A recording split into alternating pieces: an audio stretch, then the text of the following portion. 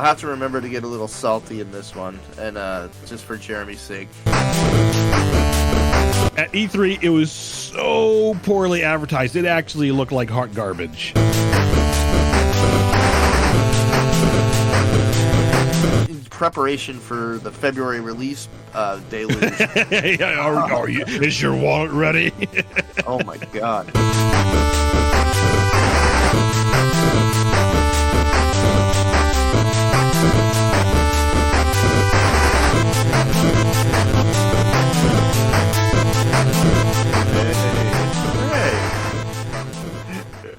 Oh, goodness. Hello, everybody, and welcome to the Retro Rents Retro Gaming Podcast. It is episode 85. It is our first episode of 2022, and I am Al. And I'm Nick. So what's been going on, man? It's been a couple weeks, holidays a little crazy. Oh, yeah. Took some time off after the old ExtraviDanza. That was a lot of fun. That was a lot of fun, that episode. I'll have to remember to get a little salty in this one, and just for Jeremy's sake, gotta say something negative. But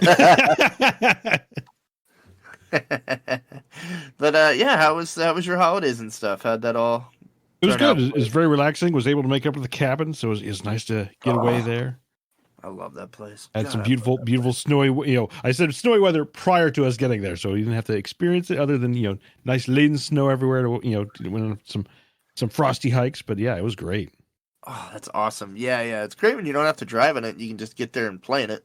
Exactly. Oh man, speaking of snow, our buddy Captain Mike up in Boston there, they got over a foot at least? Yeah, I think they got super slammed. I know out here we only got 4 to 6 inches out here by Philly, so. Oh, we didn't get shit up here. We maybe got... Yeah, I heard the Poconos got nothing. Nothing, which I'm fine with. Honestly fine with. But yeah, we were, Am and I were joking, our little vacation spot in Cape May got almost 2 feet. Wow, yeah. I'm like, I can't even imagine that little beach town just covered in 2 feet of snow. That's awesome, though. But yeah, so you get to hang out with the fam, go up to the cabin. Mm-hmm. Yeah, good stuff. What you been playing? Playing. Well, I say a couple things. I've been catching up on some of my kind of shows and whatnot. I finally got around to seeing Ghostbusters Afterlife. I bought it. I haven't seen it yet. Oh man, I was hesitant because it's just it's like another Ghostbusters. I want I'm not a fan of the 2016 one. Oh, that one was garbage. I'm sorry. It's okay. I wasn't obviously rushing out to theaters this one, but it finally came out on streaming video, so it's okay. You know what? I'll give it a shot. If you haven't, it'll be spoiler free, but I will say hands down, this is how you do a sequel, and this is an absolute love letter to the fans of the 80s Ghostbusters. That's awesome. Yeah, my friend, old teacher, movie director Harrison Smith, I think, said something that really got me pumped for this. And it was that, one thing for sure, this movie had a shit ton of heart. Oh, absolutely. Yeah. Yeah, he said the love that the writers, directors really, had for the original, it really came through, and it made for a fun movie. So I'm really pumped to see it. Yeah, and it's I will say kind of lineage because it's I can't remember the exact name, but basically the director is the son of the original director that did at least Ghostbusters 1. I don't know if he did 2 or not. Reitman? No. Yeah, Reitman sounds right. I have to look it up. I am so prepared. Let me tell you. But yeah, and it is a script that Dan Aykroyd and Harold Ramis had worked on. Jason Reitman. Jason Reitman.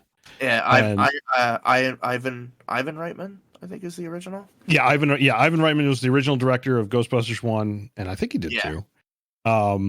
Cool. And his son directs Afterlife, and it is a script that was written by Dan Aykroyd and Harold Ramis, who that's great. Passed on, I think 3 years now. Was it 8? It's been a while. It's 16 or 17. But yeah, absolutely worth it. Now that being said, I kind of had a discussion with some of my chat on it, and I would say if you had never seen any of the Ghostbusters, some of the stuff might go over your head. Not in terms of like technical stuff, but just like if you're tearing up during it, it's like they would not understand why you're tearing up, type of thing. Yeah. Okay. So that's why it's very much a love letter to the '80s fans. I think someone totally new to the franchise could easily enjoy this. Like I think it can be enjoyable on that level, but I think that's because it's kind of curious because I was seeing like kind of mixed reviews, but I think looking back, the reviews on it make sense. Like for people who have never seen it, like they may not like fully get into it, but if you come from that '80s, and I'd say even the '90s, because I think cartoons were in the '90s. Oh yeah, in several iterations. Yeah, like you'll understand it and like you'll fully enjoy it. So it's definitely worth sitting down and watching. I think you will thoroughly enjoy it. Oh, I can't wait. Yeah, it's definitely on the list. And then most recently, Book of Boba Fett. Being this big Star Wars fan, I am loving the hell out of it. It's a little different pacing than Mandalorian, but it's still that kind of classic Western call out throughout. You're getting a lot of like I don't think this is too much of a spoiler, but basically we get kind of the backstory of how Boba Fett got out of the Sarlacc pit and up and around the Mandalorian up to season 2, obviously. It fills in a lot of those, and I think there's one episode to go because I think it's only 6 episodes, and I think the last one is coming this week. So, but yeah, I'm loving the hell out of that one. All right, I'll have to watch it. Yeah. Uncle Neil was a little lukewarm on it, so I was like, I'll get there. Yeah, well, that's the thing. Like a lot of people I think a lot of people don't like it because it's not as gripping as the Mandalorian. And that's probably like the expectation to go in. It was like it's only 6 episodes, and I think the Mandalorian's like 10 or 12, I think, a season, right? So go into it with the expectation. This is more like it's filling in a lot of it's filling in, and I think setting up a lot for what is about to come in Mandalorian season 3. What else do they have? I think they still got like 1 or 2 others that are happening in kind of like this time period alongside Mandalorian. I think we have there's something else coming out, I think Ahsoka. I don't know if it's it's necessarily setting that up. I think that's going to be we kind of saw it set up for that in season 2 of Mandalorian, but go into it with that expectation. But it's a little bit slower pacing, but I actually enjoyed that because it allowed you just to, you're not being like bombarded with like not that Mandalorian kind of did that, but I feel like, and I don't know, maybe this is me just being the old man waving his cane on the porch. It's like I feel like so many shows, and especially movies, where they just like beat you over the head with like things got to hit you so fast, and it's like you don't have like time to really like enjoy there's in fact that's probably what it is. There's no plot, so they have to beat you over the head with action so much that it's like it's like there's no time to breathe, and so it's enjoyable in the sense of eye candy, I guess, but not in the sense of like a plot or actual like serious stories discussion, which I think Boba Fett actually does accomplish. And again, I think more of it's that classic Western call out, because and I'm talking about like the old spaghetti westerns, the old Clint Eastwood style. It's like think along those lines and even that level of pacing. And I know you'll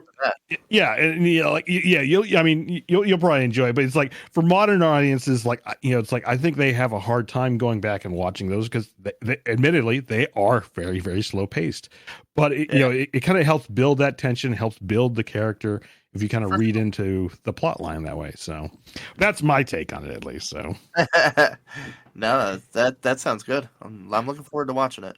Yeah. So anyway, that's on the the TV shows and movies and whatnot. In game wise, game that just came out, I think it was just this week. Hidden Deep. I was looking at this one. It looked like you made a note here, and it was the first thing I thought of when I looked at the game. It looked like a kind of a Carrion send up. Yes, it is very much. It has a kind of a horror genre, take on it. Now, Carrion, you got to play the monster. You are not playing the monster; you're playing the rescue team. But in terms of the monsters you're fighting, it feels very Carrion. Feels very kind of like The Thing almost. You're kind of finding like there's these like flying crazy bat things that are pooping out worms. You got these tentacles coming out of the walls, like just all this crazy stuff. It's apparently only made by one dev. And wow. It's actually, I'd say, a very solid game. It's not finished. It's definitely it is released in early access. There's 10 levels. But it plays that kind of side scroller kind of metro. At first I thought it was going to be more Metroid like, where it's like, oh, I'm going to be going through these levels and so on and so forth. Back and forth, getting powered, exactly. But I'd say, I think, pretty sure Shadow Complex played at this, but it basically it's 10 levels. So specifically, like you go from beginning to end, and it fades to black, and then it kind of gives you some like story text and whatnot, and then you start at the new level with new health, new ammo. All right, and it's more puzzle like. So you got to get through this level and puzzle like with whatever abilities you have on your person. There are multiple people that you can kind of swap between, so you kind of get. It's so it's Carrion in the sense like because I think you could switch between different like beings and Carrion, but in this one it's very much like there's an engineer role, there's a soldier role, and they do feel unique because example is like the soldier, like he holds his gun and it's fairly steady. There's like a little bit of a wobble in terms of like the laser sight, but he switched to an engineer and he's like up and down. It's like hold your gun steady. That sounds cool. But they have different abilities, so like only the engineers can use there's like mining equipment. There's like cranes and things you can use to manipulate boxes and whatnot. Nice. But then obviously the soldier is very good at shooting things and Mm-hmm. doing combat related stuff. So I'm eager to see like more of what comes out of this. They actually have I say they, but the one dev has kind of like a roadmap. They eventually, obviously want to add more levels. I think they have 2 levels that are co-op. I didn't play that portion yet, but they want to add more co-op. And surprisingly, they actually want to add PvP to this. I'm like, wow, okay, I'm interested to see where this goes. Yeah, that I'm totally gonna. I think it's on Game Pass too, right? I don't think so. I think it's only on Steam. Okay. I at least I got it through Steam.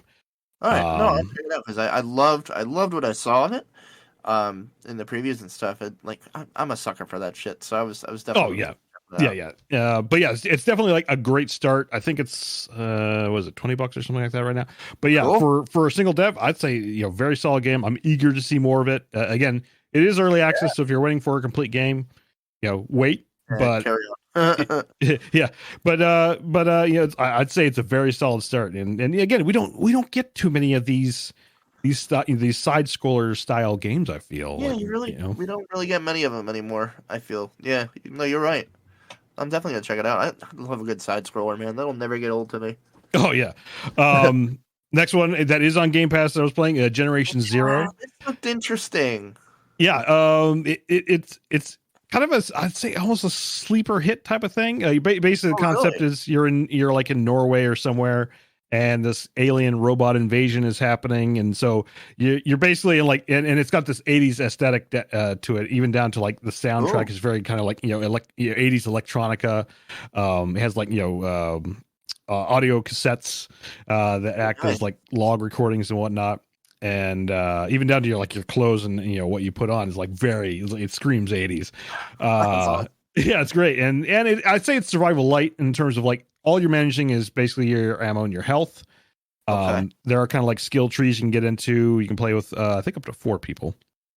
But yeah, and you basically like there's like these big like mech robots down to like I guess smaller ones like it's called a tick.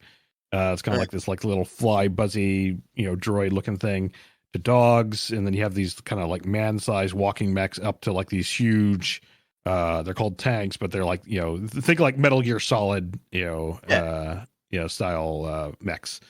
And I'd say it's fairly fun. Again, on Game Pass, I'd say it's really worth checking out via Game Pass. I don't know if I necessarily would have picked this up otherwise, but yeah, I'd say it's worth at least a download. Play around on that with you. Yeah, absolutely.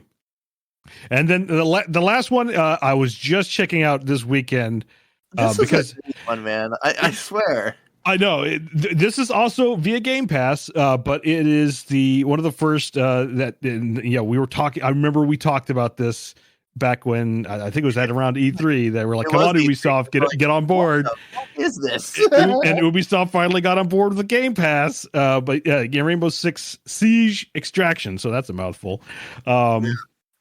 Yeah. At E3, it was so poorly advertised. It actually looked like hot garbage. Remember we were E3. Like, "Oh, there's a developer shot. There's a developer shot." Yeah, it's like dev shot. And like I felt like it barely described what was going on compared to the actual gameplay. And I'm actually having a ton of fun with this thing. Like, it's way more fun than I thought it would be. Oh yeah. It's a 3-player co-op. You get to choose your the level that you want to play. So basically when you start out, it kind of limits you to kind of like the easy zone, which is New York. Eventually you get like San Francisco, which is kind of like a SpaceX style facility is there, and some other stuff. You get an Alaska level. So it gets, like there's this huge like observatory there. And then I think the last one is Arizona. I haven't gotten there yet. You have to get like high enough level to even unlock it. But basically, you choose the level that you want to start, and then it'll randomize 3 areas within that level. So, an example, like we were actually playing a lot earlier today on my stream. There's a Statue of Liberty map, and there's basically 3 zones within there. There's like museum, like a storage, or it's a museum, gift shop area, and then kind of like an outer area. And what it will do is randomly choose where you start in one of those 3. And then from there also gives you 3 random objectives. So it's like, you've got to like find you got to capture one of these parasite, alien things alive. You got to take out the nests or, whatever. And so it'll randomize 3 objectives over the 3 areas. And then you can obviously choose your operator, based on that. So you can see your 3 objectives laid out, and you're just like, okay, this is going to be a very silent mission. So I'm going to choose an operator that, has silencers or is very good in quiet combat. Or it's like, we're going to go loud on this one. Let's go with these. And then it plays out, and you can leave at any time. So you don't have to necessarily do all 3 levels. You can be like, we are hurting really bad. Let's get out, at this extraction zone on the second zone. Let's go. And you can even lose your operators. Basically, there's kinds of like they can go MIA, and then you can go back again and actually rescue the operator that you lost last time, which just adds the dynamic nature of it. And then if you're during play, even if you get out successfully, if you're heavily injured, it's almost like XCOM, where it's like your trooper has to go into it's like injured status. They don't say infirmary, but it's basically what it is. Like they go into like an unplayable status until basically if you do very successful missions, then you get an HP bonus that heals all your operators, and then you can get him back into an operational state or up to 100% health, and then it's like then I'll take him out again. So it's very, very dynamic, and I really, really like it, and it's very short instances of things. I can't put a time on how long it takes, but I think actually I can't, because more or less your timer gives you about 10 minutes per level. Okay. And oftentimes, at least on easy mode, we were beating it faster than 10 minutes. So at most you're looking at 30 minutes, if you go all 3 levels. I think optimally, like once we started getting organized and coordinating with everybody, like we were down to 15, maybe no more than 20 minutes to beat 3 levels. That's really cool. It's really tight and compact, and it's kind of, I'd put it in the same vein as like Back 4 Blood, where it's like, you're fighting the AI, so to speak, and I'm actually having a lot more fun in this than in Back 4 Blood. And Blood just didn't hook me, man. And I think the thing is, like, Back 4 Blood, it has a dynamic nature to it, but more or less, like, you go in the mission, it's the exact same linear time. You got to go from you go in this level, it's like, okay, I know what I got to do in this level. I got to go from A to B, and then this switch, that switch. B and A, and it's like I'm going to be done. And maybe the only variability is like the type of enemies you might face. It's like, okay, this time I faced a brute versus like a spitter or whatever like that. Yeah. Whereas this, because there's like a double 3-way combo of like the level won't necessarily going back to the Liberty thing. It's like you won't necessarily start in the museum every time you start the level. Like it could decide like, oh, you're going to start in the outside, or you're going to start in the gift shop this time, and then again with the different objectives, then it's like it's completely varied. So I like that dynamic nature to it. So it never feels like the same thing, over and over again. Yeah, see, I could definitely get into that. Like, I think that's what killed Back for Blood for me. Was I played it a couple times, played it with friends, and it's just like after a while, it was just like I'm just doing the same shit. Yeah, like they try. I like the It's like I like the card aspect of it. Like, but it's a neat idea. But it relied on the cards to make. I feel like it relied on the cards to make things different. And it's like, well, if you find like a thing that works for you, you're probably going to stick with it. Like, So it's like, Again, maybe Back for Blood will bring around a little bit, but again, I think the shorter nature of it too. Like Back for Blood, it's a long haul to get through. Oh yeah. Unless you're just doing like the mini chapter at a time, but in order to get through an entire chapter, like it takes a good hour, I think, to get through a whole chunk of Back for Blood. Whereas this is like it's very compact. It's like you're in and out, and you're good to go. But anyway, like, that sounds good. Like that's some shit. That's some shit I could really get into. And now, hopefully, you don't. I will issue a warning. One of my friends who was playing with it, he has Game Pass as well. His Xbox account was linked to like some old account that doesn't exist anymore. So it's like, oh, I want to tie to my new one. Do not go down the route, because like he literally had to spend an hour with customer support to get it unlinked and then linked to the new one. And I had the same problem. My Ubisoft is linked to my old Xbox account that it's like I lost to time type of thing. And it's like, okay, screw it. So I'll just, I bit the bullet. Like it's basic like $40. So it's like, I'm not out that much if I get it. So just be warned, if your Xbox account is tied to your, whatever your Game Pass account, I should say. Hopefully that's the account that's tied to your Ubisoft account if you've ever played Ubisoft games or whatever. Or if it's totally clean, you're good to go. Yeah, I'm not worried there. But if you in any way have to shift it to something else, like it is not worth it right now. And I'd say like that is a big fallback for Ubisoft right now. Like they need a better system to be able. Like I understand it. Like it shouldn't be tied to like multiple Xbox accounts, but there's got to be a better way to relink that. That is like absolutely terrible. Damn. Yeah. But anyway, what are you playing these days? Well, I'll tell you, over the holidays and stuff, watched a bunch of things. Watched The Witcher season 2. Oh, nice. Was phenomenal. I have to now season 2, right? Yeah. How was that? It was awesome. It was fucking awesome. Like season 1 got me. Like I played Witcher 3, loved Witcher 3. Then I saw season 1. Oh, Witcher 1, yes, so good. Oh yeah, and then season 1 got me to like, all right, I got to read these goddamn books, and then I went and read the book. And like, so I read all the books, and then watched season 1 again, and it's like, oh my god, they almost do page for page. It's amazing. Really? Oh yeah. And then season 2, because the books are kind of short, and they're very they're very cinematic in the way that they're written, so it's a natural fit. And like, so anyway, so season 2 was phenomenal. If you're even interested and you haven't seen it yet, like it's totally worth a binge. It's on my backlog of like, I'm gonna get around to it. Like after Boba Fett, then I'll have a little break. I'll probably watch season 2 then. And then the thing I had to tell you about that I've also been watching, it's been coming up in my Facebook, ad feed forever, because like half the time, during the day at work, I'll search YouTube for, history documentaries or whatever, and I'll put something on while I work and just kind of peek over and listen while I go. And it's called History Hit TV, and there's ads for it all over the place.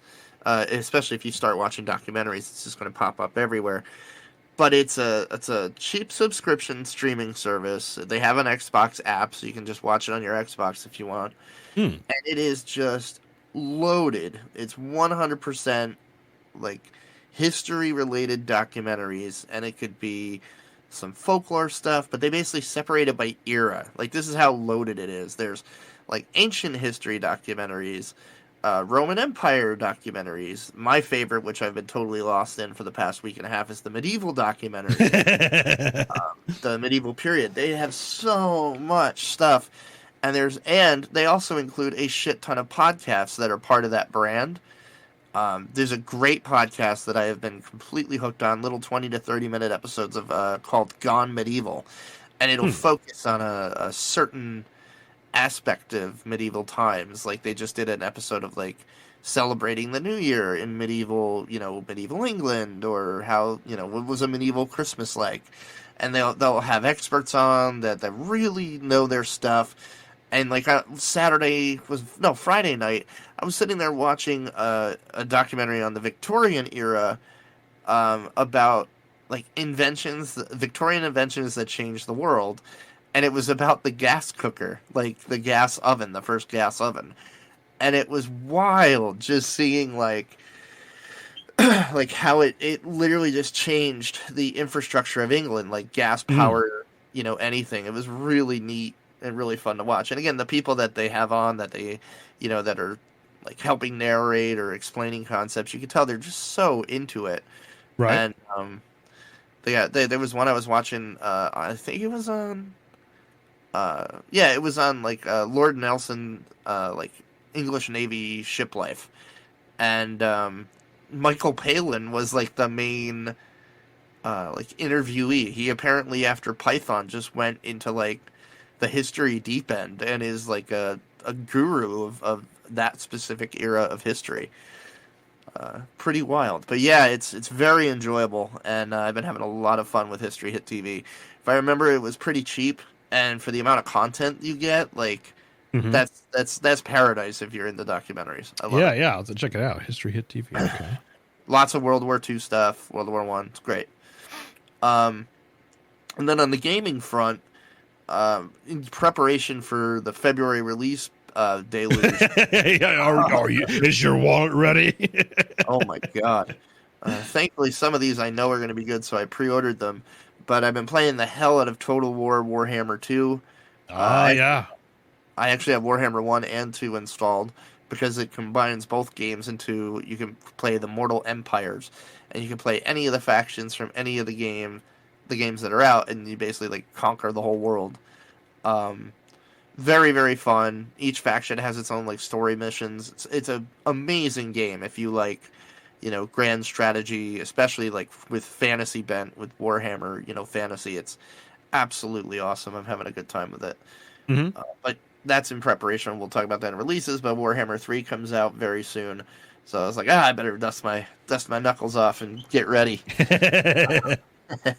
And then in preparation for, and then after the Bob Holmes interview, I had been playing Gray Matter, Jane Jensen's Gray Matter. Yeah.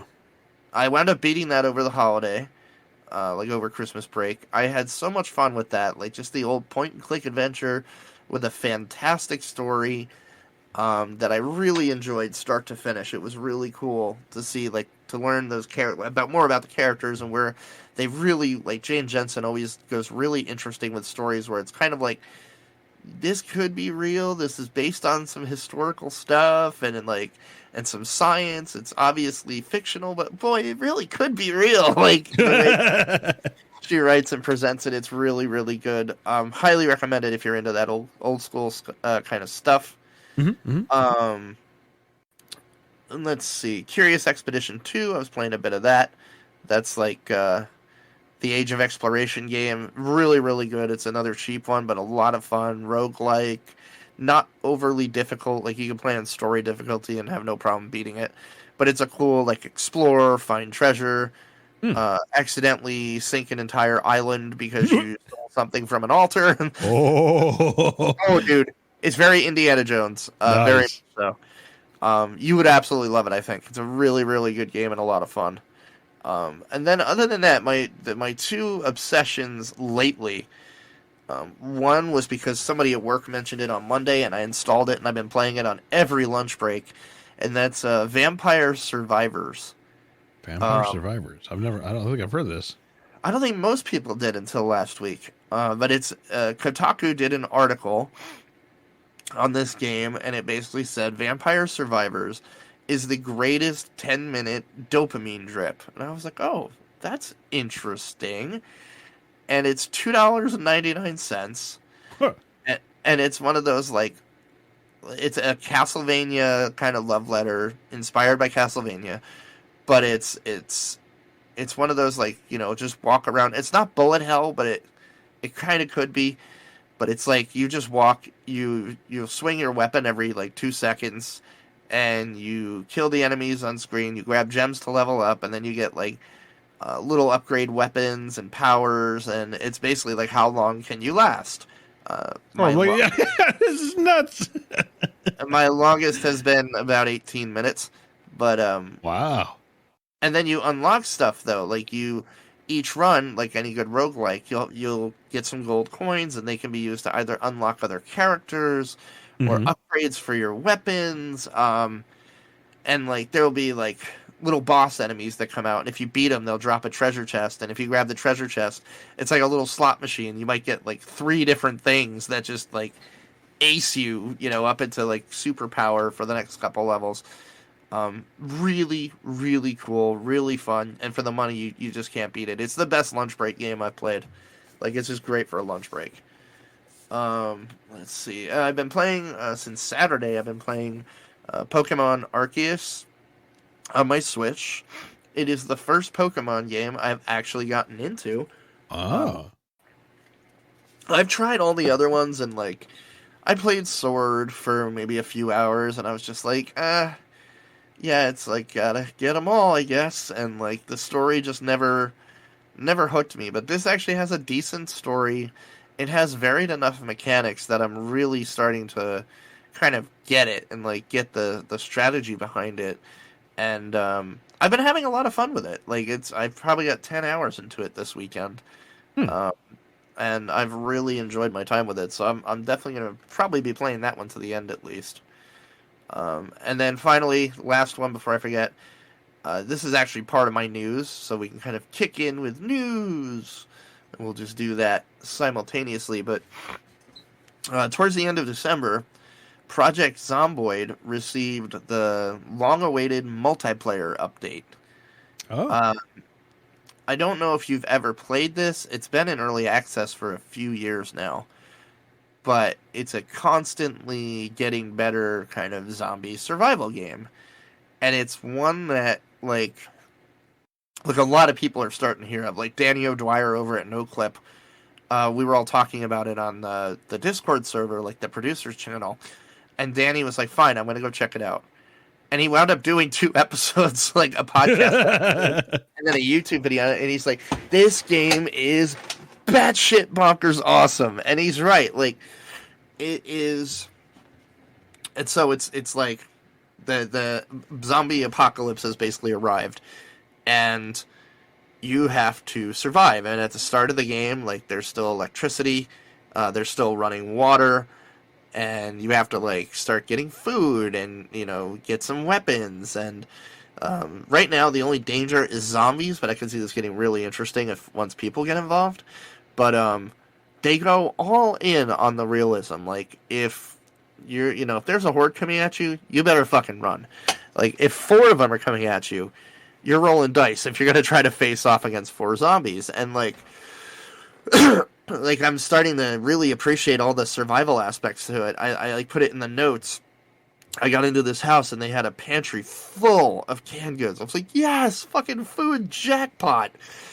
And I loaded up on these canned goods, threw them in my duffel bag, and I got hungry, and I go to open it, and it's like, you need a can opener. I was like, oh no.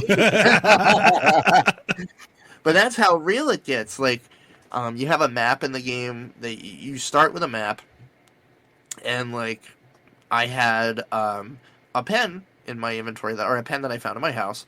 And so as I was walking around the town, I started making notes on the map of, like, what building was what. And then I made a note, and I realized, oh shit, I made a mistake. I put that 2 buildings over where it was. And I go to erase it, and it's like, that's a pen. You need a pencil and an eraser to actually erase that off your map. Like, that's how in-depth this game goes. Like, everything has a use and has a purpose. And the crafting system's insane.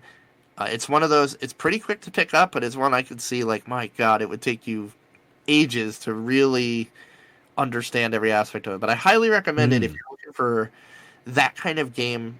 Something done a little differently. It's an indie dev team, but they really, with this latest multiplayer update, it's like you said, it's become the next big sleeper hit. And I've been playing on the NoClip server with some of the folks there. But yeah, I'll be playing that for a while. I think I'm enjoying that a lot. But yeah, so that's basically what I've been watching, what I've been playing. Like I said, I highly recommend it. Check it out. And now we got to talk about the releases. Here it comes. Here it comes. Yep, Elden Ring is coming, I think, in 2 weeks. Yeah, let me get the dates up here. Elden Ring. Yeah. I want to say February 14th. That's what I thought. Yeah. That's that's the initial release date. Missed that date. Update the Wikipedia.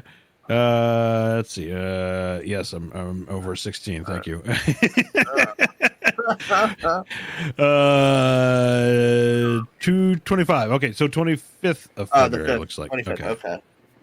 We got that coming out. We got Dying Light 2 coming out, I think, this week.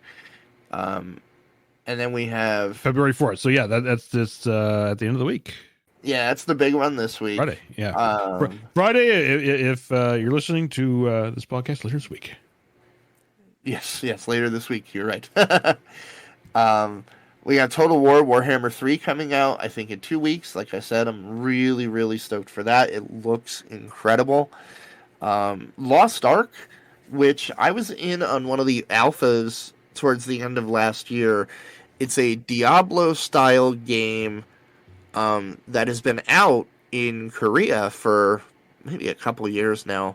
Yeah, I think so, yeah. It is a huge hit over there.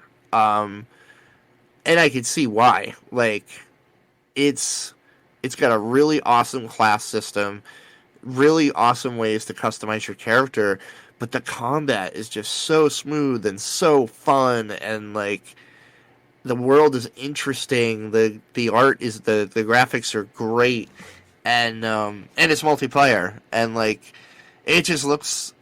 I had a lot of fun with the beta. I'm really looking forward to playing that when it comes out.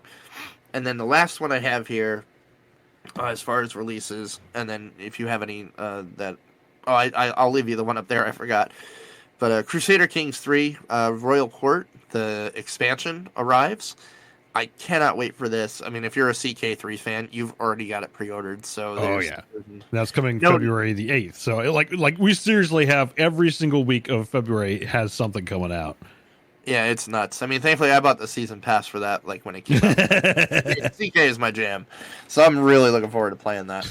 But yeah, I forgot the one above. Go ahead and say we had like missed over it. Yeah, so and then obviously not software, but hardware release, the Steam Deck releases.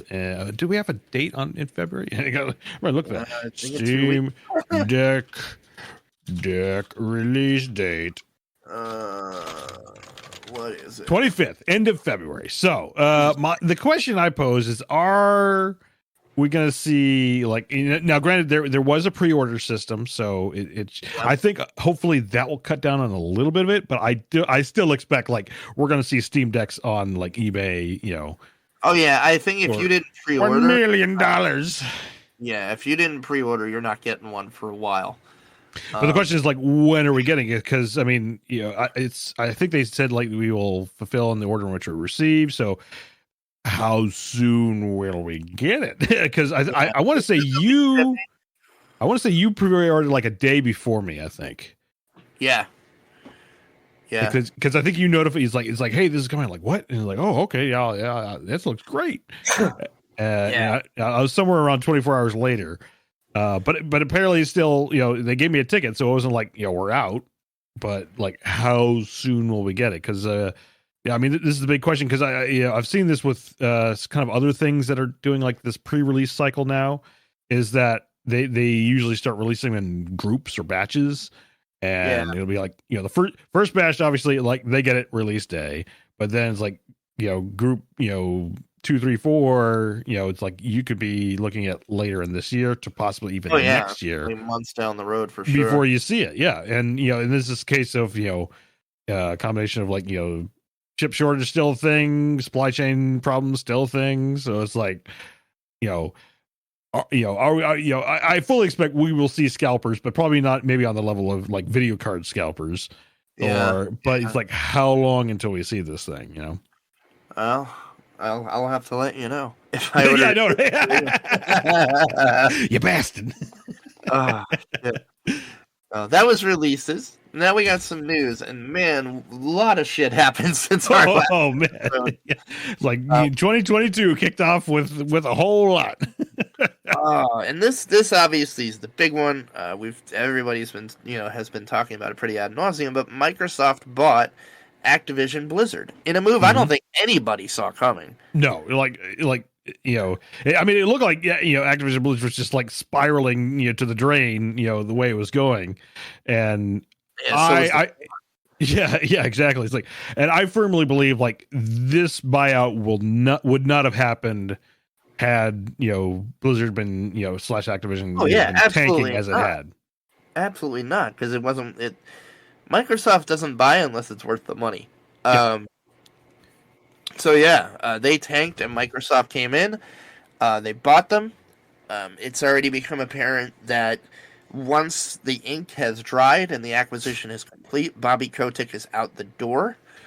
Well, supposedly, I think I read that he's actually being put in front of or being put in charge of Microsoft like Meta division. So it's something to compete with Facebook Meta. Apparently, he's being put in charge of that. So it's like he's not even out. But I think this is just within this last week. So it's like the thing is like. Either way, he would have his own little golden parachute. I mean, the guy's. Sure. I think I look up. He's like 55. Let's see, where is he? He has a shit ton of money. Yeah, and that's the thing. Like, he's 59 years old, so he's almost 60. The thing is, like, if he didn't, like, he could easily retire and be probably perfectly fine. But obviously, it looks like But this is also maybe a transitional thing. I mean, this isn't uncommon for like big CEOs where they'll be given kind of like this either light duty or symbolic position till they vest out. Because it also allows them to keep them in house for transitional needs or whatever. And then we could be looking at a year or two later from now where like he just quietly retires type of thing. Yeah, probably. It'll be interesting to see how it plays out, assuming, and I see no reason why this won't go through from the law and trade-wise. I just don't see the government saying no on this one, but we'll see what happens there. Yeah. You had a good question here, with all the lawsuit baggage and everything that's been happening there. Can Microsoft turn the culture around? Having worked for somebody acquired by Microsoft.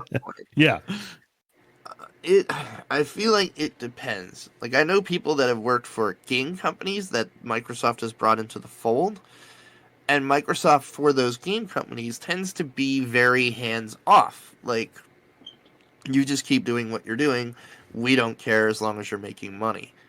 In the experience I had, now granted this might be, maybe they weren't making money, I don't know, but Microsoft, slowly and steadily, like, you start to see more Microsoft folks coming over and taking up leadership positions that, people in the company probably would have been fully qualified for, but it started to become more and more of like, oh, this person worked with this person at Microsoft, and it, steadily kind of just became more and more of that culture than it was the company's culture. However, I do think from a gaming perspective, I do think, especially with everything that's happening at Activision Blizzard, that Microsoft could definitely make it much better than what it is now from what I've seen. As far as, is this good for Activision Blizzard? I don't know.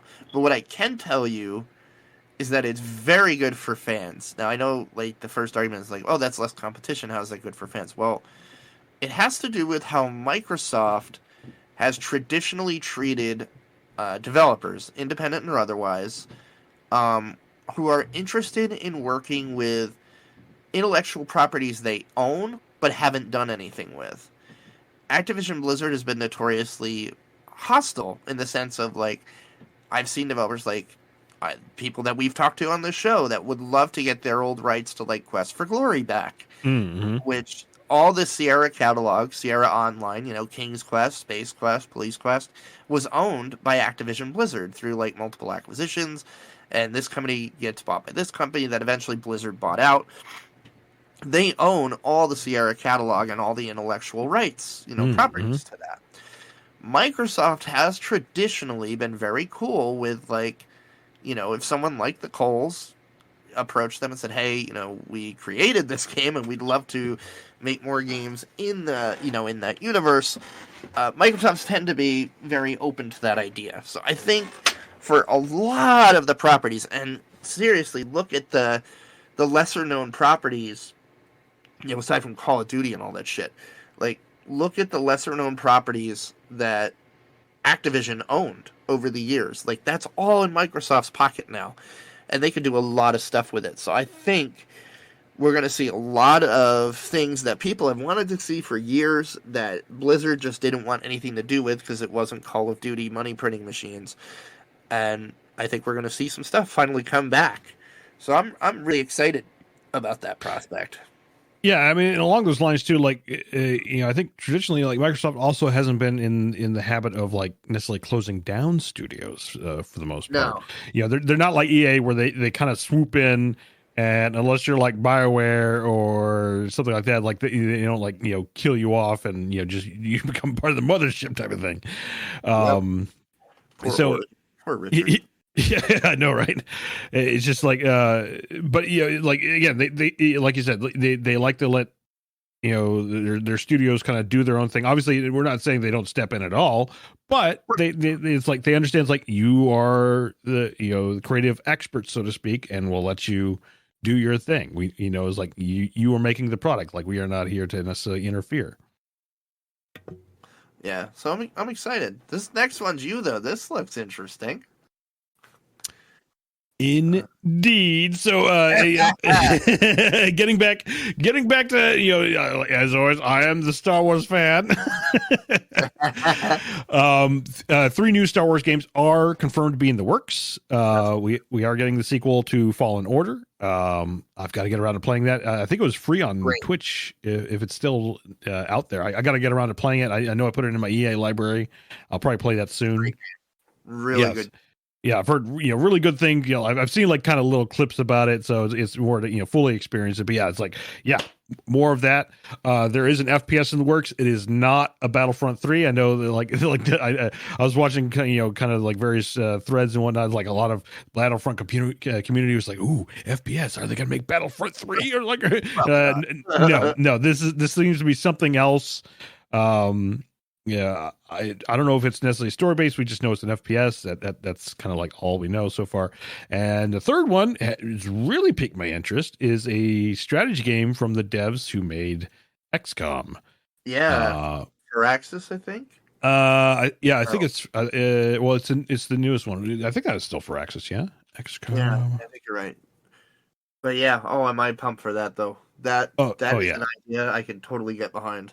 Absolutely, yeah. So it's like a Star Wars strategy game. Hell yeah! Now I wonder, will we get will we get the battle chest in there somehow? Will it be like worked in, or is it going to be something else? Either way, I'm excited. 3 Star Wars games in the works. No dates on when these will arrive. I mean, probably when they announce them like this, you were probably at least 3, maybe 4 years off, if not more. Easily. Yeah. So. Yeah. Hopefully it doesn't go the route of 1313. Although I wouldn't mind seeing that be revived at some point, because I mean, come on, we got Boba Fett, we got Mandalorian. It's like it's the perfect opportunity to bring out, whether it be like the original like 1313 was supposed to be a Boba Fett game, but it's like it's the perfect time to bring out a bounty hunter game for Star Wars. I think. Yeah, I think that's very, very possible. But yeah, no, there's so much good stuff coming out. 3 new Star Wars games I'm always happy to see, come into the fold. We do have some voicemails, and a very late question of the week that I threw out there. Basically going along with what we're talking about here, with the February release, Deluge. I had asked, the save point, what were some of the ones y'all are excited for? Luke is on the wagon with me for Total War Warhammer 3. I think we're both just counting down so we can slay the orcs. Alan Ludwig said Dynasty Warriors 9 Empires, Elden Ring, and Horizon Forbidden West. That's one I definitely... Oh, yeah, Horizon. Yeah, I forgot about that one. Yeah. Al, our buddy Al Vogue, had mentioned Sifu looks very interesting, and I have to agree. That is an interesting looking kung fu game where you're like out for vengeance or whatever, blah, blah, blah, but when you die, your character ages. And you might get a little slower, but you get stronger at kung fu. And like at the end, you're like, Monkey King badass, but you're also very old and blah, blah, blah. So I don't know too much about it. I just started looking into it, but it definitely looks like something I could get into playing just because it is so different. Jeremy, not Hoodie Ninja, another Jeremy is on the Horizon Forbidden West train and will be playing Pokemon Arceus once within a month or so. Enjoy it. I'm really digging that. It's a great game. Our buddy Josh is pumped for his kickstarted copy of Tiny Epic Dungeons. That I don't know anything about, Josh, but I will be looking up. I remember you talking about it with a lot of enthusiasm, so I'm definitely going to look it up and make sure I know what this is. But and then our old co-host Kyle said Ollie Ollie World. He loved the first two. I never did play the Ollie games, but I know that they definitely have a pretty tight following, so that's going to be something to see. But all right, so let's see who called the show with their answer.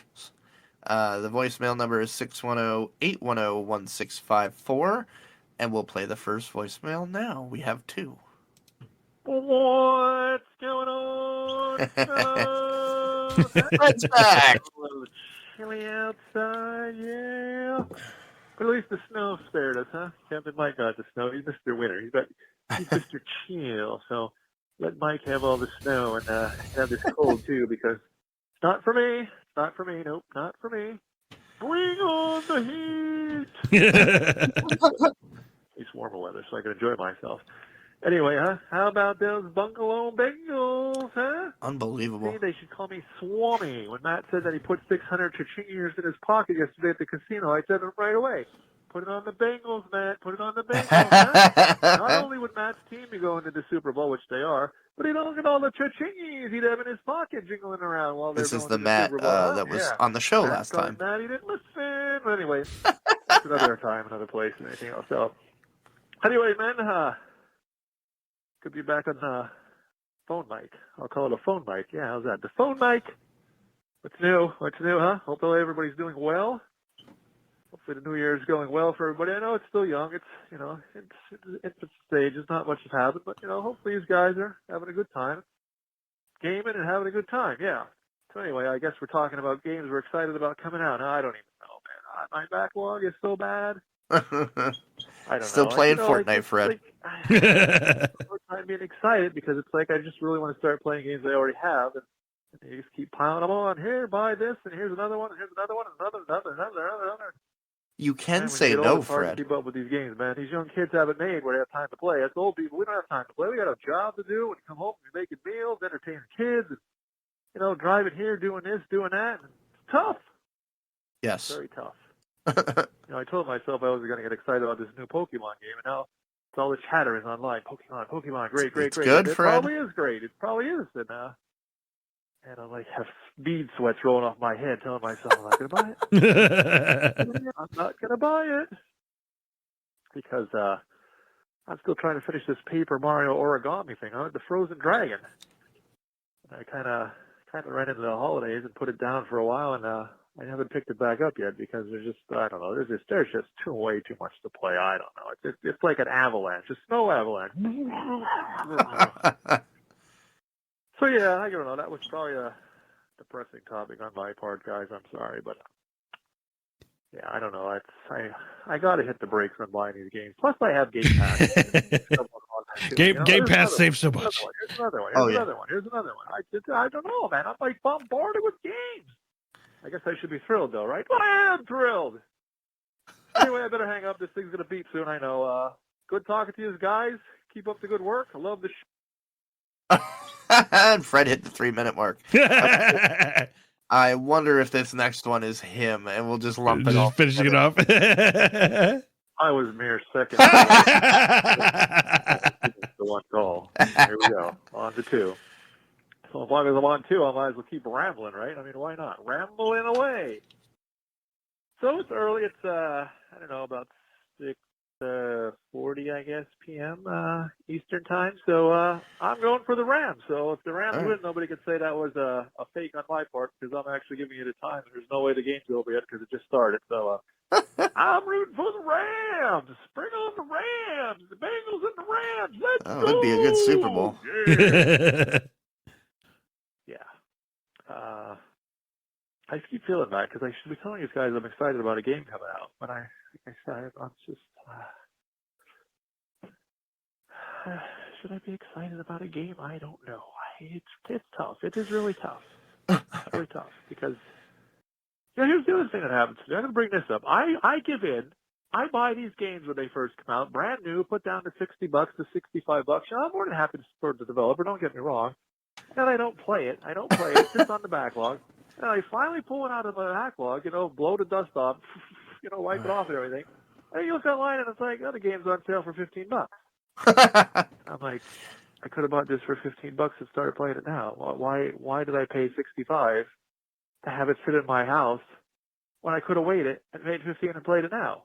Does that happen to anyone else? Yes. I mean, that is the eternal conundrum of getting things on Steam. Yes. As much for maybe I don't know how the whole economic thing works, but I don't know. That's the other thing I don't like either. It's like by the time I get to these games, when I do buy them new, they're down to next to nothing, and it's like, well, if I would have just waited a little bit, I could have got it at least a little bit cheaper. But I don't know. That's how it is for old Fred French. Tough life. Tough. All right, I'm cutting it off because I don't know what the time is on this thing, and we're not going to 3. We are not going to 3 overtime. Like I said before, guys, take it easy. Keep going, keep churning, keep it coming. We love the podcast. Arrivederci. Arrivederci, Fred. Arrivederci. Not only has that happened to me, Fred, I feel like it happens to me every time I buy a game. I also encounter the other conundrum, which is I buy a game, and then a week and a half later, it ends up on Game Pass. Really but yeah, no, I mean, definitely I have a sizable backlog of my own, which is what I was doing over the holidays, going through like the adventure games that I wanted to play and some other stuff. But yeah, no, it's I definitely understand the struggle, Fred. Nick, do you have anything you need to say to Uncle Fred on this one, or do we just give him a sympathy? I think it's just sympathy. Yeah, like I'm in the same boat. Like it's kind of a refinement of like how do I approach games, because more or less if it's it's now in the indie category, it's like okay, maybe it'll come to Game Pass. If it's a game, it's like okay, you know what? When this sounds so cool, I really want to play it when it comes out. I think Elden Ring is going to fall into that category. If like I could wait 6 months to a year, and probably get it at a discount or something like that. But it's like, you know what? I really want to play right now, so I will drop the money for it day one. But that being said, there are a ton of games out there. Like, case in point, the Star Wars game. I just blanked. Where'd it go? Fallen Order. Yeah, thank you. Fallen Order. Like I was like always on the edge of like, oh, I think I'm gonna play it right now. Oh, it's on discount. Oh, maybe I'll get it now. And I never did. And then it finally comes to like Twitch, released it, as part of the Amazon package and whatnot. It's like, oh, perfect. I get to play for free. So sometimes you win, sometimes you lose. Absolutely. And I'm with you, Fred. I would love to see a Bengals and Rams Super Bowl. I know Matt would too. Matt's got to be losing his shit tonight. His Bengals are on their way. I never thought I'd say that, but no, good on you, man. Enjoy it. Other than that, I think we're coming up to the end here, and whatever is going on with my sinuses seems to be getting steadily worse. Oh man, like the sinuses like knocked me out like the first 3 weeks of January. Like I think I'm just to the point where it's like I'm finally over it, but it was just like, it's like still that, slight drainage, that stuff in the back of the throat. It's like, ugh. Yeah, I'm just like stuffed up again tonight, and it's really dry with the heater too. So it's like, oh yeah, that's exactly what happened to me. So it's like, it sucks. It's not COVID. It's just sinuses going haywire. Everybody's been tested twice. It's definitely not. But yeah, so I think what we'll call it here. Just some conclusions, final thoughts, shout outs. Obviously, shout out to all y'all listening. Got a bunch of like feedback. People loved the end of the year show, and I appreciate people that reached out. We're like, oh, it was great. Yeah, we had a lot of fun. It was really great to hang out with Travis, to hang out with the boys from BadFodderFigures. We missed you though, Eric. We missed you, Glovebox.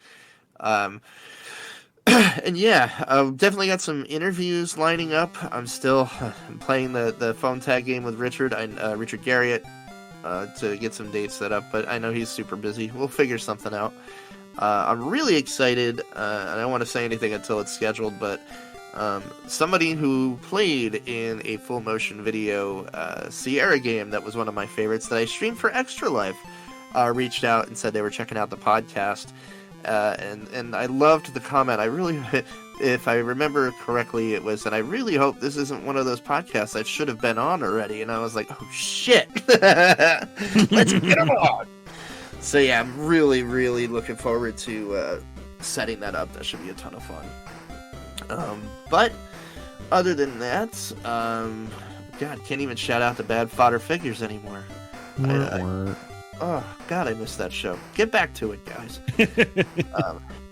Other than that, if you want to hang out with us, you can come over to tiny.cc/savepoint, hang out in the SavePoint Facebook group. Email us, theretrorents@gmail.com. We're on Twitter @theretrorents. I'm at RetroRentsAl. Nick is at Black Eagle Ops. Go check Nick out on Twitter Twitch, at Black Eagle Ops.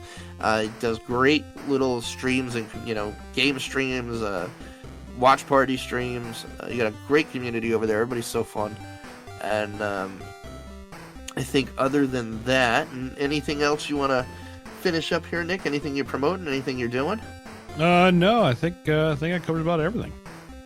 All right.